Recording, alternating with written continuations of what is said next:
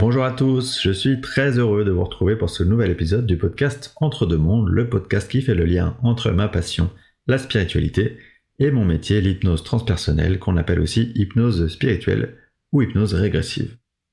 Je rappelle d'ailleurs que tout ce que je dis, que je présente dans mes podcasts, même si c'est absolument documenté, ça ne reste que ma vision des choses, ma compréhension, donc c'est forcément totalement subjectif. Libre à vous de partager, pas du tout, ou seulement partiellement ce que je dis, ce que je présente.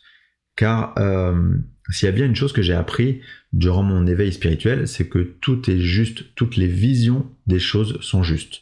Parce qu'il y a presque autant d'angles de vue possibles d'un sujet que de personnes.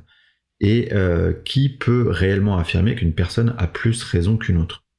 Il y a un exemple métaphorique qui permet de bien comprendre les choses, c'est, vous savez, l'idée de l'image de quelqu'un qui est devant un 6 qui est dessiné par terre, et il y a quelqu'un en face, et les deux personnes disent bah non, c'est un 6, l'autre dit c'est un 9. Finalement, chacun a raison, et pour autant, les deux ont un avis différent. Et bien pour moi, c'est exactement la même chose pour ce podcast, ou plus largement, pour tous les sujets auxquels nous sommes quotidiennement confrontés dans notre vie. Tout est toujours juste parce que c'est relatif au point de vue de la personne. Alors aujourd'hui, je vais aborder le sujet des voyages astraux. Je tiens à dire que personnellement, je n'ai jamais fait de voyage astral. En tout cas, j'en ai pas le souvenir, je pense que je m'en souviendrai. Donc je m'inspire pour ce podcast des travaux, qui sont les livres, les conférences, les interviews, d'une personne qui s'appelle Mark Oburn, dont je vous reparlerai tout à l'heure, et d'une autre personne qui s'appelle Romain Clément.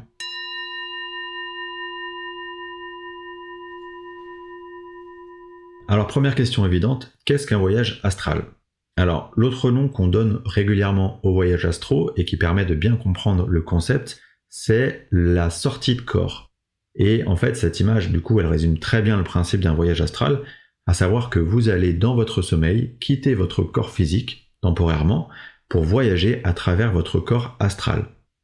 Alors, en fait, c'est exactement ce qui se passe pour vous chaque nuit lors de vos rêves, sauf que cette fois-ci, vous êtes totalement conscient. Pour en revenir au corps astral, vous savez qu'on a tous ce qu'on appelle des corps subtils qui nous entourent et qui sont comme des enveloppes autour de notre corps physique, et ces enveloppes, elles ont toutes un rôle particulier. Eh bien, le corps astral, lui, c'est le siège des émotions. C'est là où sont contenus tout ce qui est désir, passion, humeur, nos joies, nos peines. Et c'est grâce à ce corps-là qu'on va donc pouvoir aller voyager dans ce qu'on nomme l'astral. Alors, comment ça se passe concrètement? Eh bien, vous vous endormez de manière classique et vous allez sentir votre corps astral se détacher de votre corps physique. Vous allez, la plupart du temps, vous retrouver au-dessus de votre corps physique, un peu comme si vous vous observiez en train de dormir. Et si vous arrivez à vous extirper de cette vision, qui est évidemment pas quelque chose de simple, surtout les premières fois, vous allez pouvoir commencer à appréhender toutes les différences de perception qui s'offrent à vous et progressivement voyager dans ce qu'on appelle l'astral. Alors, je vous l'ai dit, sachez que les premières fois, et ça peut durer des mois et des mois comme ça, vous allez probablement revenir dans votre corps physique au bout de quelques secondes. Parce que c'est un processus assez long à maîtriser. Notamment parce que y a de l'étonnement, de la peur que ça peut générer, de se voir quitter son corps, de se voir en train de dormir, de s'observer. Donc c'est un processus assez long. Alors qu'est-ce qu'on ressent durant un voyage astral? Eh bien la première chose à dire, c'est qu'on a un regard différent sur à peu près tout. On va voir les couleurs différemment, on va les voir avec plus d'intensité, plus d'acuité. Il n'y aura pas à proprement parler de nuit, c'est comme si on s'affranchissait de tout ça. On va voir des couleurs d'ailleurs qui n'existent pas ou qu'on a du mal à décrire dans notre conception terrestre. On va voir également l'énergie qui émane de toutes les choses, tout ce qui est produit et qui gravite autour de chaque conscience. On va même pouvoir aller observer la composition moléculaire des choses. Et l'idée, c'est qu'on ressent absolument tout de manière différente, avec beaucoup plus d'intensité. Pour schématiser, il faut retenir que tous nos sens sont décuplés, d'une manière qu'on ne peut pas vraiment appréhender dans notre existence consciente. Alors, qu'est-ce qu'on peut aller voir en voyage astral et surtout à quoi ça sert? Eh bien l'idée c'est que une fois que vous êtes dans votre corps astral, et évidemment à condition que vous maîtrisiez suffisamment vos intentions de voyage, vous allez pouvoir rester dans notre dimension terrestre, en exploration en quelque sorte, ou sortir de cette dimension pour aller explorer des dimensions inférieures ou supérieures.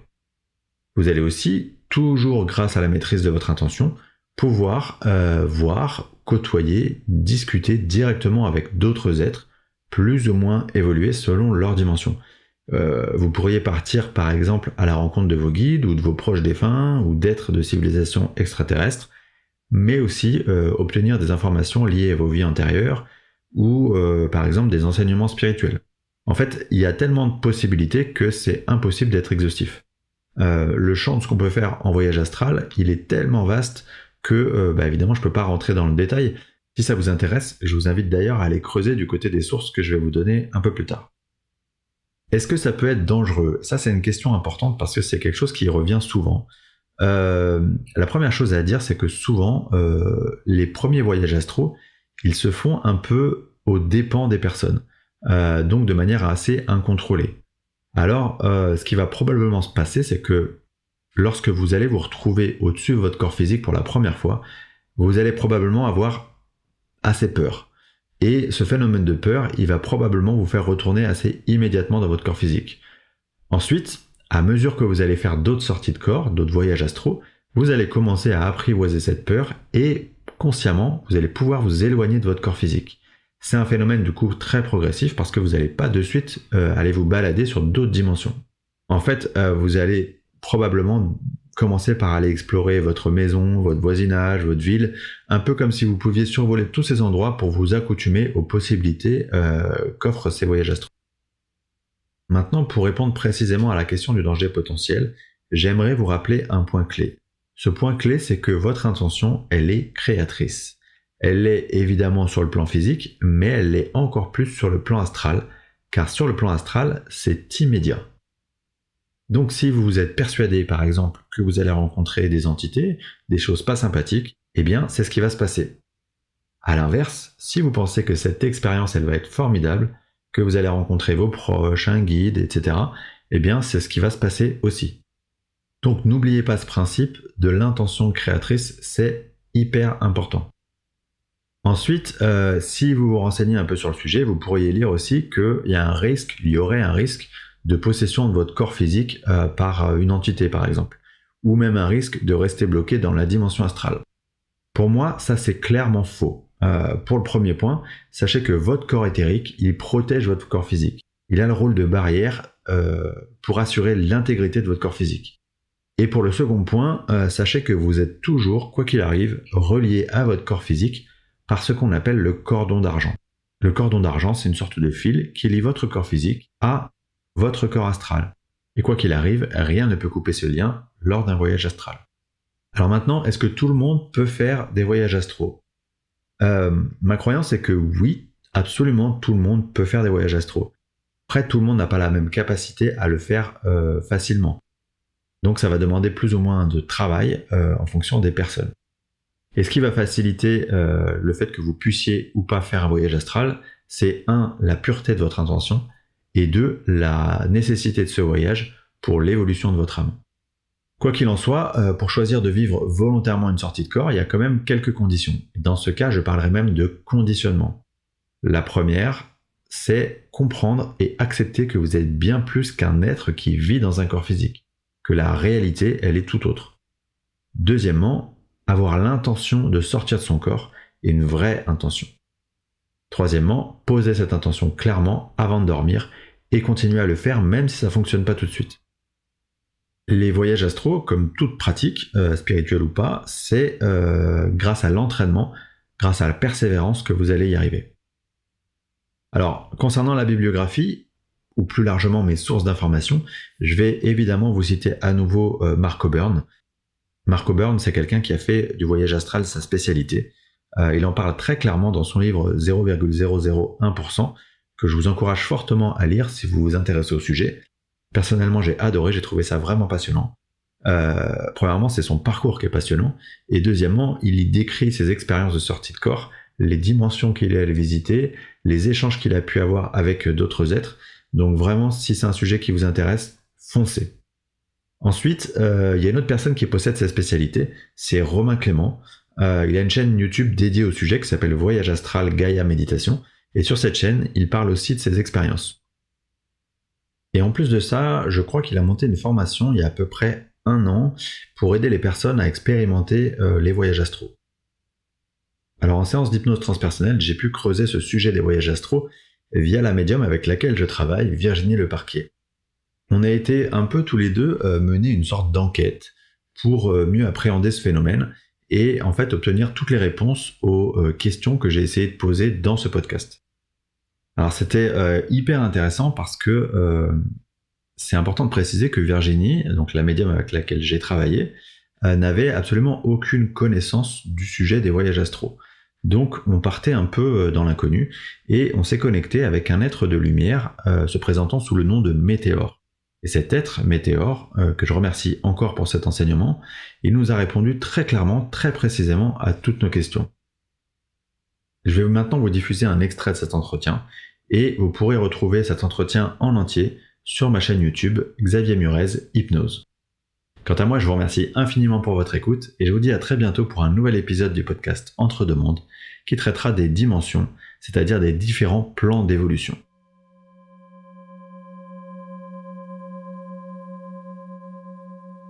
Alors, j'aimerais, pour commencer, demander ce qu'est un voyage astral concrètement. C'est l'âme qui se détache de son enveloppe.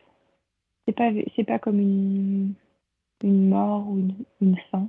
C'est comme un fil doré Mhm. qui lui permet d'accéder à des... Oh! Alors j'ai le mot sphère spatio-temporelle. Une sphère spatio-temporelle, d'accord. Ça fait comme plein de mondes qui se superposent. Donc ça lui permet d'accélérer dans le temps. Et c'est comme presque pas maîtrisé. En arrière, en avant. C'est-à-dire qu'en fait, le fait d'être dans son corps astral, ça modifie comment dire, la perception du temps, c'est ça, hein, Oui, et de l'espace. c'est ça. Et ça lui permet aussi d'accéder à des plans supérieurs qui ne sont pas accessibles en, même, même en sommeil normal.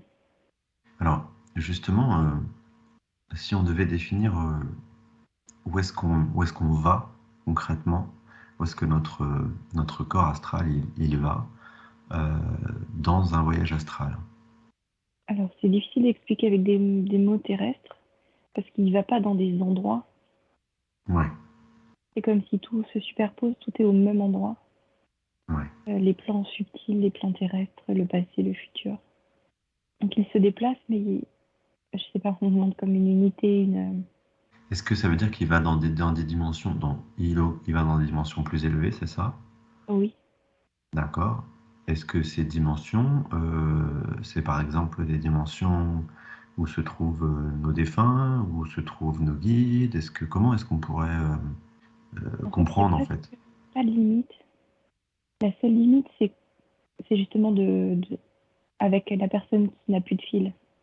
D'accord. J'essaie de comprendre. C'est comme s'il pouvait aller vraiment dans... En fait, on me montre un voyage astral sur les plans physiques, une personne qui peut se déplacer de ville en ville ou comme un autre... faire sur le même espace-temps, Mhm. mais géographiquement un autre endroit. Ensuite, il y a le même endroit, mais avec un espace-temps différent dans le futur ou dans le passé. Et ça, c'est que sur les plans terrestres. Et ensuite, il peut monter dans, je sais pas, comme d'autres plans supérieurs. Il n'y a pas de limite. Des dessins, des guides. Et la seule limite qu'il y a, c'est il ne peut pas rentrer comme une âme qui a quitté son enveloppe définitivement. Hmm. Comme s'il y a des informations qui ne sont pas Accessible. accessibles.